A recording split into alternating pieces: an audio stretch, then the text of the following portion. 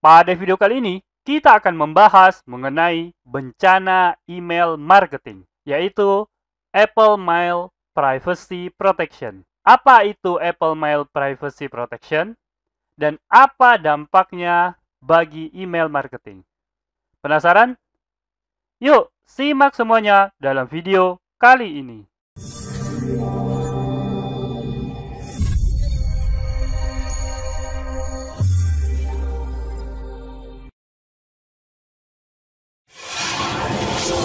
Assalamualaikum warahmatullahi wabarakatuh. Ketemu lagi bersama saya, Kanada Kurniawan, dan masih di channel kita Pro Jasa Web. Pada kesempatan kali ini kita akan ngebahas mengenai bencana email marketing. Dan bencana itu disebabkan oleh Apple Mail Privacy Protection. Yuk, mari kita langsung masuk ke pembahasannya. Oke, pertama-tama tentu aja kita akan ngebahas apa itu Apple Mail Privacy Protection. Nah, jadi tepatnya sekitar tanggal 7 Juni tahun 2021 itu ada namanya konferensi WWDC Apple.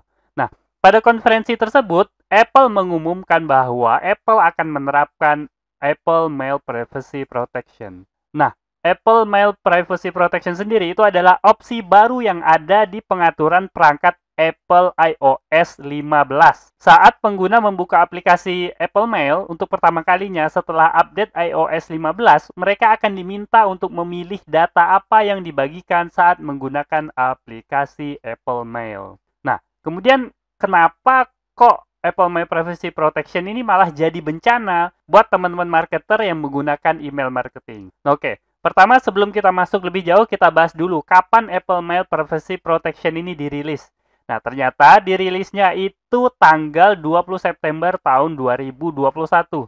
Jadi baru beberapa hari yang lalu dirilis. Oleh karena itu mungkin ada teman-teman yang belum tahu sama sekali bahwa bencana ini akan segera menimpa gitu ya. Nah, oke.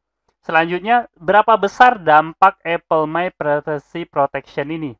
Nah, ternyata jumlahnya itu tergantung dengan kontak yang menggunakan Apple Mail. Nah, buat teman-teman yang udah menjalankan email marketing tentu udah paham kan ya.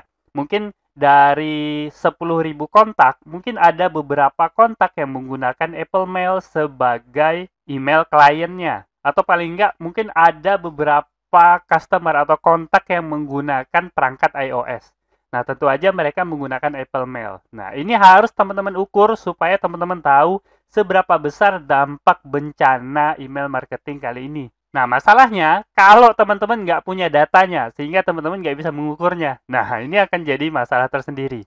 Oke, sebagai gambaran secara kasar, nah ini merupakan data ya, data market share operating system untuk mobile yang ada di Indonesia. Terakhir kali diupdate itu bulan Agustus tahun 2021. Data ini saya ambil dari itu tertulis jelas ya, Stat Counter Global Stats. Mengenai detail data ini itu ada pada artikel saya, nanti akan saya berikan linknya ya. Tapi yang jelas dari data ini terlihat bahwa di Indonesia sekitar 8,78% orang itu menggunakan iOS. Nah, kira-kira seperti itulah gambaran market yang ada di Indonesia. Tapi kita nggak tahu ya, masing-masing pemasar atau masing-masing marketer tentu punya marketnya sendiri.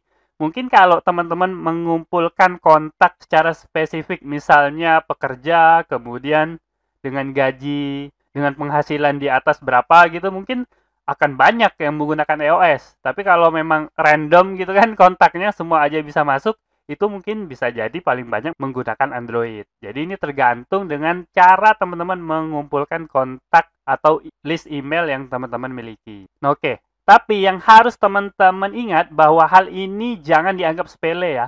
Karena walaupun jumlahnya sedikit, katakanlah misalnya jumlahnya hanya 5% dari keseluruhan kontak yang teman-teman miliki, tapi ini dampaknya bisa menyeluruh, bisa mengacaukan data, jadi seluruh datanya jadi kacau. Nah, oleh karena itu akan kita bahas satu persatu seperti apa bencana email marketing ini. Oke, kita langsung masuk aja ya ke dampak Apple Mail Privacy Protection.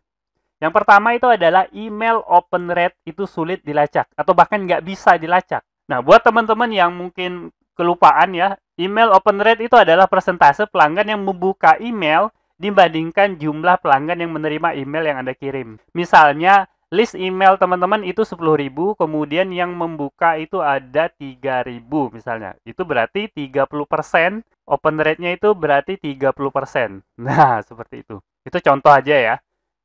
Jadi menghitung berapa banyak orang yang membuka email. Nah, kemudian caranya, metode yang selama ini diterapkan itu adalah dengan menempatkan gambar kecil dan transparan, besarnya 1 pixel. Jadi hampir tidak mungkin dilihat oleh kita para pengguna emailnya ya.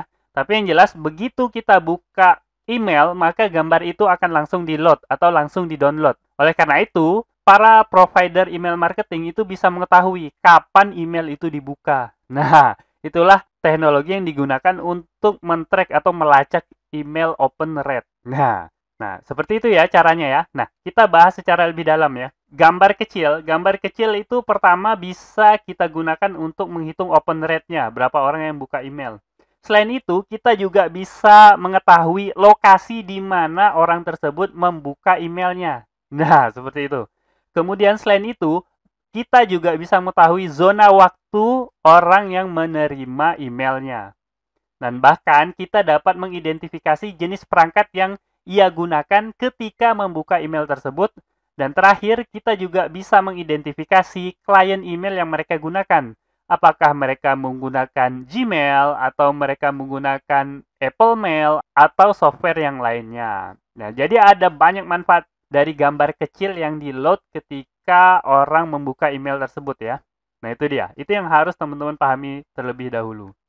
Nah, sekarang masalahnya dampak Apple Mail Privacy Protection itu adalah menghentikan penggunaan pixel yang tak terlihat itu.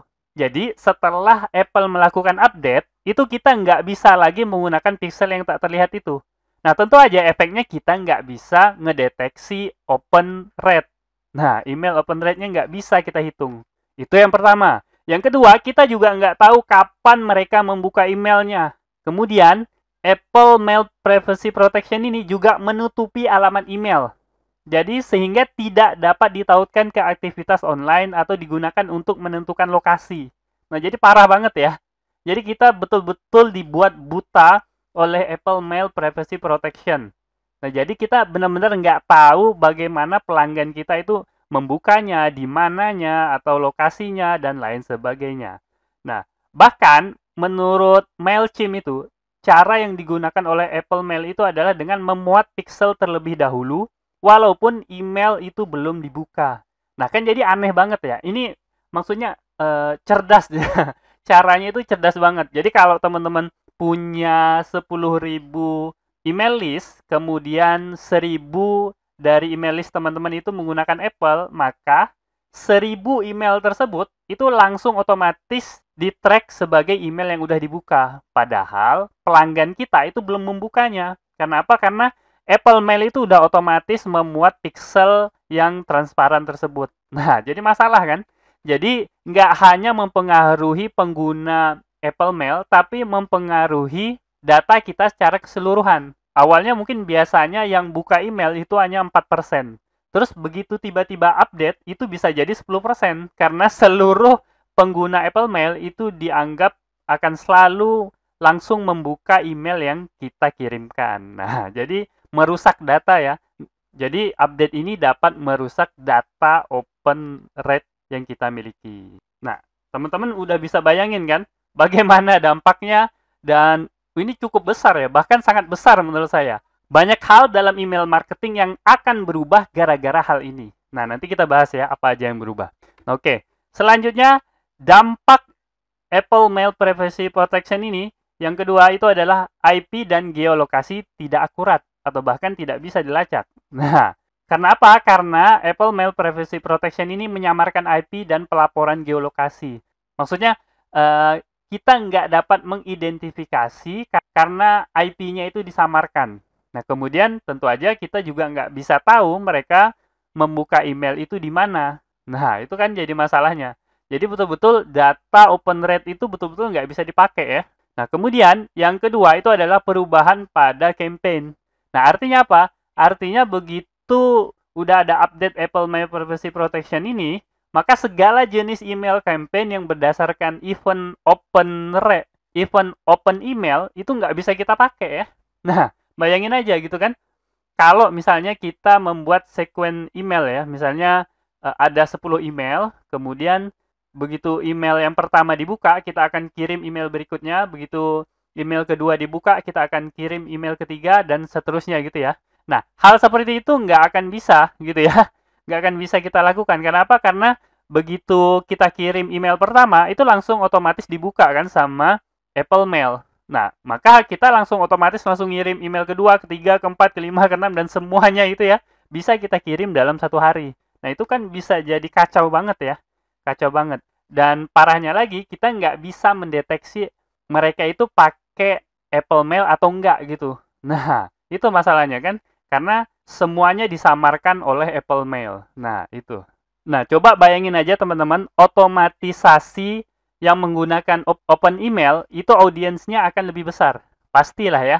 Itu tadi yang seperti saya contohkan. Kalau kita men-trigger sebuah email ketika seseorang membuka email, maka tentu aja orang yang buka email itu jauh lebih besar. Gara-gara otomatis di-load itu tadi ya.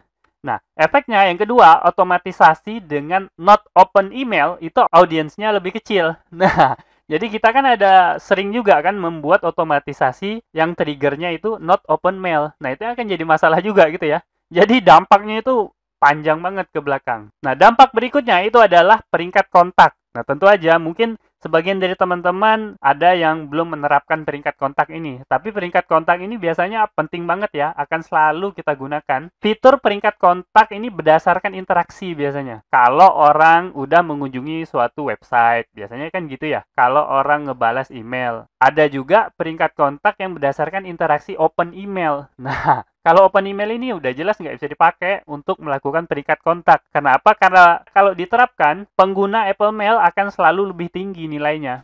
Karena apa? Karena mereka akan terdeteksi selalu membuka email yang mereka terima. Nah, akan jadi masalah lagi ya. Nah, selanjutnya itu adalah masalah berikutnya itu ya, laporan privasi aplikasi. Nah, ini juga jadi masalah. Jadi pada Apple Mail Privacy Protection ini, jadi para pengguna itu dapat melihat seberapa sering setiap aplikasi menggunakan izin akses mereka. Nah, artinya, kalaupun si pengguna itu tidak menggunakan Apple Mail, misalnya mereka menggunakan Gmail atau yang lainnya gitu ya, mereka bakal diberi kemampuan untuk mendeteksi seberapa sering gitu kan Gmail itu mengakses data yang mereka udah izinkan. Nah, kalau mereka nggak senang dengan seringnya Gmail mengakses, itu bisa aja mereka melarang pengaksesan data mereka gitu ya, membatalkan izin itu. Nah, jadi bikin masalah juga ya. Pengguna dapat melakukan pemeriksaan dan bahkan langsung mengambil tindakan ketika melakukan pemeriksaan itu. Bisa langsung di-cancel izin untuk mengakses data mereka. Nah, ini sebenarnya kabar baik bagi pengguna Apple ya. Mereka privasinya akan semakin terjaga gitu kan. Tapi sebagai pemasar atau marketer, teman-teman yang menggunakan email marketing itu akan mengalami kesusahan yang amat sangat gitu.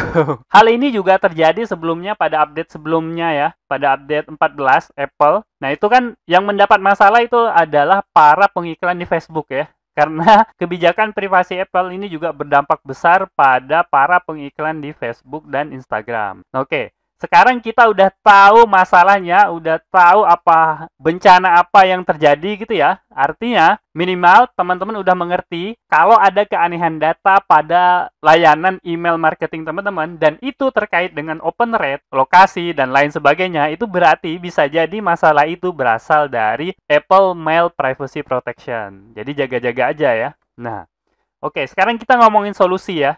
Ngomongin solusi apa yang bisa teman-teman lakukan. Nah, sekarang kita lihat solusi dari vendor email. Nah, kita nggak perlu cari solusi sendiri, kita coba lihat solusi yang diusulkan oleh para vendor email. Nah, solusi yang pertama itu dari MailChimp. Nah, kenapa MailChimp? Nah, buat teman-teman yang belum tahu, MailChimp ini adalah menguasai market share terbesar email marketing ya.